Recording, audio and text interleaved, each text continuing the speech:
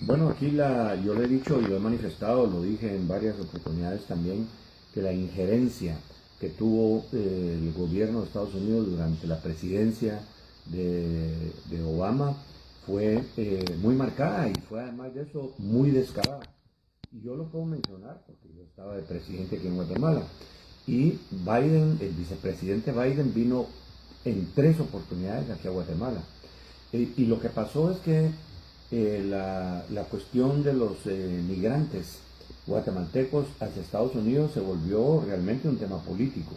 Y los demócratas que dijeron que iban a hacer y que iban a apoyar y que no les funcionó, más bien se generó una crisis de los menores no acompañados cuando llegaron a haber casi 40,000 menores no acompañados en la frontera entre México y Estados Unidos, provenientes de Guatemala y otros países de Centroamérica. Entonces esto dio lugar a que ellos empezaran a ver qué podían hacer y de ahí sale la idea del plan para el desarrollo del Triángulo Norte de Centroamérica. Pero ahí es donde se enmarca más todavía la injerencia del gobierno del presidente Obama aquí en Guatemala.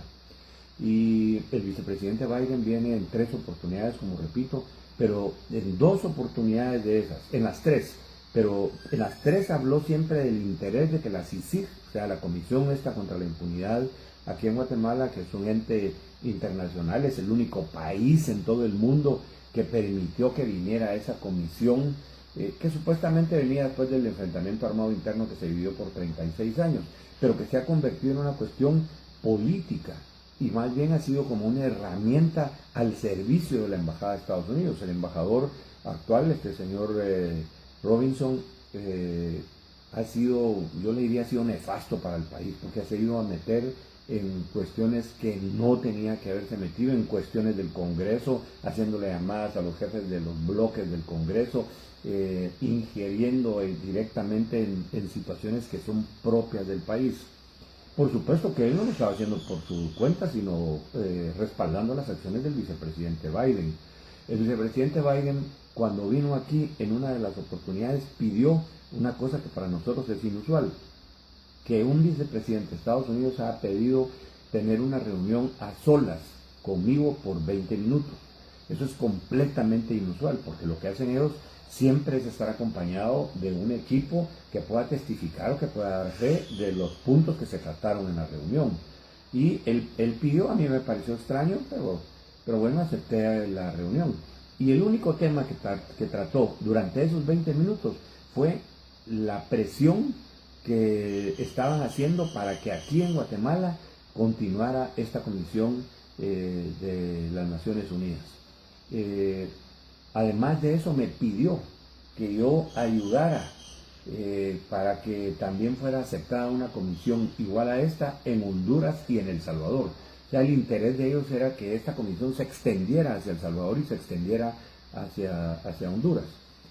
Por supuesto, yo le dije que no iba a tener esa injerencia con los presidentes de los otros países y más bien se los comenté al presidente de El Salvador y Honduras y ellos me manifestaron inmediatamente, yo ya lo sabía que iban a manifestar el rechazo por lo que ellos habían visto y la experiencia tan difícil y complicada que nos ha tocado vivir aquí en Guatemala a causa de esas injerencias que vienen a uno de los temas más sensibles de un país como es la aplicación de la justicia. Eso no puede estar en manos de un extranjero, ningún otro país lo va a permitir, pero esos son problemas que tienen que irse solucionando internamente. Además de eso, en la agenda que prepararon para la venida del vicepresidente Biden está puesto que él iba a ir a visitar la sede de la Comisión Internacional contra la Impunidad aquí en Guatemala, que es conocida como CICIG, y que se iba a reunir con todos los medios de prensa y con el comisionado que dirige esta entidad. A lo cual yo como presidente me opuse, yo le dije al canciller que eso no lo iba a permitir, porque en ese momento aquí nosotros estábamos decidiendo si se iba a ampliar o no el periodo de la CICIG y que eso públicamente se miraba como pues una presión directa del vicepresidente Biden. Aquí es conocido que hubo intereses en donde ahí sí hubo tráfico de influencia de parte del embajador. Por ejemplo, en el caso que hoy se está discutiendo aquí, hay gente detenida del Instituto Guatemalteco de Seguridad Social, en donde estaba compitiendo una empresa americana, en la cual aquí se rumoró mucho que habían intereses del vicepresidente Biden, que estaba compitiendo con una empresa mexicana. El embajador mandó a una comisión de la embajada a hablar con la secretaria privada y con el secretario general de la presidencia de la República. Eran mis secretarios. Y el embajador se mandó a la secretaria de Asuntos Políticos y a otras gentes de la embajada a que ellos le ayudaran para presionar a que fuera favorecida esta empresa que le estoy mencionando, que es una empresa americana y en la cual aquí se oyó mucho que habían intereses de parte del vicepresidente Biden. Es decir, toda una serie de presiones, una serie de injerencias que se dieron. Yo lo denuncié públicamente, lo dije en entrevistas también a medios internacionales y por eso lo vuelvo a repetir ahora, porque fue una marcada injerencia lamentable de parte del gobierno del presidente Obama con instrucciones para el embajador y para otros funcionarios. Por ejemplo, yo en un problema que se dio porque el embajador Todd Robinson se fue a meter al Congreso de la República,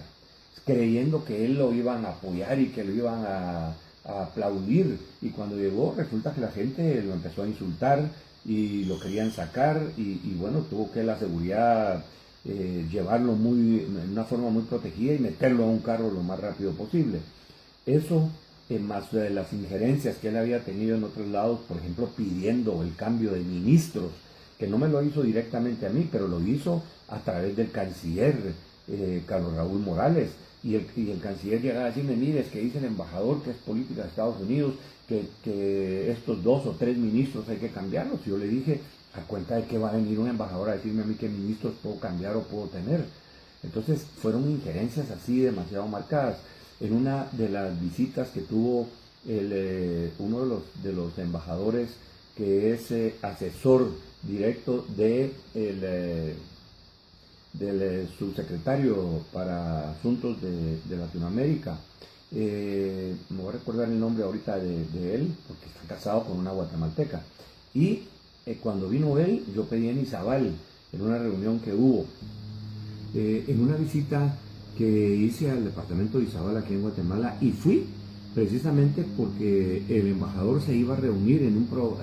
bajo la sombría de un programa que tenían ellos en apoyo a ciertas alcaldías, pidió que se reunieran e invitó a más de 100 alcaldes. Y cuando yo me enteré, dije, no es posible que el embajador sea el único que va a estar ahí presente, y yo decidí ir también para estar presente con los alcaldes. Ahí vino el embajador Tomás Shannon, que era asesor para el subsecretario de Estado de Asuntos de Latinoamérica. Y ahí pidió tener por lo menos unos 5 o 10 minutos separado con él, y le puse directamente el pedido de que le advirtiera al embajador Robinson que no debería de seguirse ingiriendo y metiendo en las cosas de nuestro país, porque de lo contrario, pues lo que corría el peligro es que se le declarara non grato en algún momento. El embajador Shannon dijo que sí, que él iba a hablar con él, y bueno, ya no me enteré después si lo hizo o no. Pero estas son muestras, y por eso lo menciono, porque son muestras de la gran injerencia que ha tenido el actual embajador, el señor Todd Robinson, en asuntos que son puramente internos. Uno de los últimos fue en la Corte de Constitucionalidad, en donde el Congreso nombra a un magistrado de la Corte de Constitucionalidad, y en el Congreso tenían ya un acuerdo, y este señor se dio a la tarea de llamar a uno por uno a los jefes de bloque para decirles que la única que estaba con el aval de la Embajada de Estados Unidos para que fuera magistrada de la Corte de Constitucionalidad, y les dio el nombre de la señora que a ellos les interesaba que estuviera ahí en la Corte de Constitucionalidad, lo cual fue una injerencia de lo más descarado que hemos tenido. Y lo malo también fue que los diputados, y en este caso los jefes de bloque, algunos de las bancadas mayoritarias que llamaron, se dejaron impresionar y se dejaron intimidar por la llamada que hizo el embajador para nombrarlo. Cuestiones como esas son las que no se pueden permitir. Cuestiones como esas son las que golpean directamente la soberanía de un país, y a eso es lo que yo estoy apelando. Han politizado completamente la justicia, a través de la Embajada de Estados Unidos y utilizando como herramienta a esta Comisión Internacional de Naciones Unidas, que es la CICIG. Y como vuelvo a insistir, es el único país en todo el mundo que ha recibido una comisión de estas, y la experiencia verdaderamente ha sido triste para nuestra soberanía y para nuestra independencia, que en pleno siglo XXI se sigan viendo este tipo de cosas. Así que yo soy uno en rechazarlo. Aquí hay muchos guatemaltecos que han hecho el llamado público, incluso pidieron el voto en el Congreso para que se fuera el embajador, para que se respetara la dignidad y la soberanía de los guatemaltecos, y esperamos que esas cosas se den. Ahora confiamos en que el cambio de la administración, que ya no es del presidente Obama, sino que es el presidente Trump, nosotros pensamos y creemos que juntamente con el vicepresidente Pence, las cosas puedan cambiar y que verdaderamente se le ponga un freno a esa injerencia que han tenido en Guatemala ciertos funcionarios de Estados Unidos. Y como el presidente Trump lo ha dicho, que él va a trabajar para ser un gran país en Estados Unidos, pues también que limiten la injerencia aquí, que nos dejen trabajar solos a los guatemaltecos y a los otros países del área. Otra cosa que llama la atención es que el Ministerio Público, respaldado por la Embajada de Estados Unidos, solicitan un antejuicio en contra del presidente, cuando yo estaba presidente. Pero lo que llama la atención es que lo hacen apenas faltando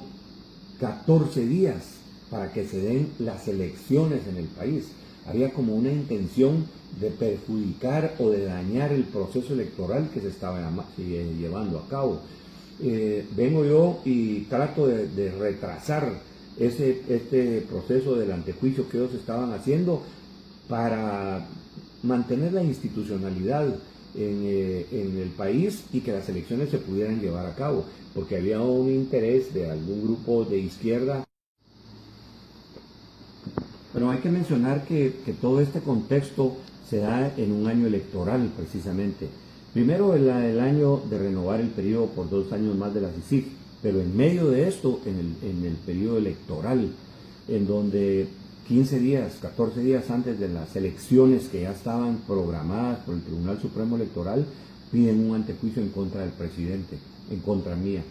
Y yo lo retraso lo más que puedo para asegurarme que la institucionalidad del país sigue funcionando, porque la intención era que no hubieran elecciones.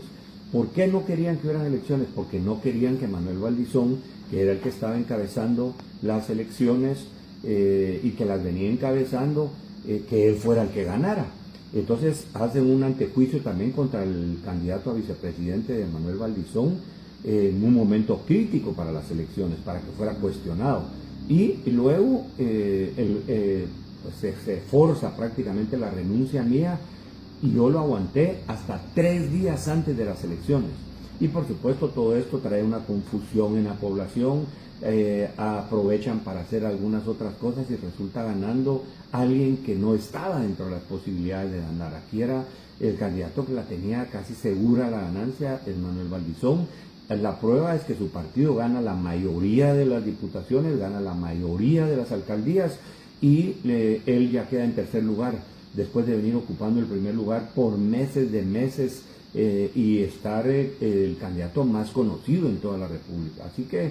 esas son las cuestiones en las que a uno le quedan muchas dudas todavía, que habrá en su momento que seguir investigando y que poner, ojalá que todas estas realidades salgan a luz, y ojalá que las cosas puedan cambiar también aquí en nuestra Guatemala.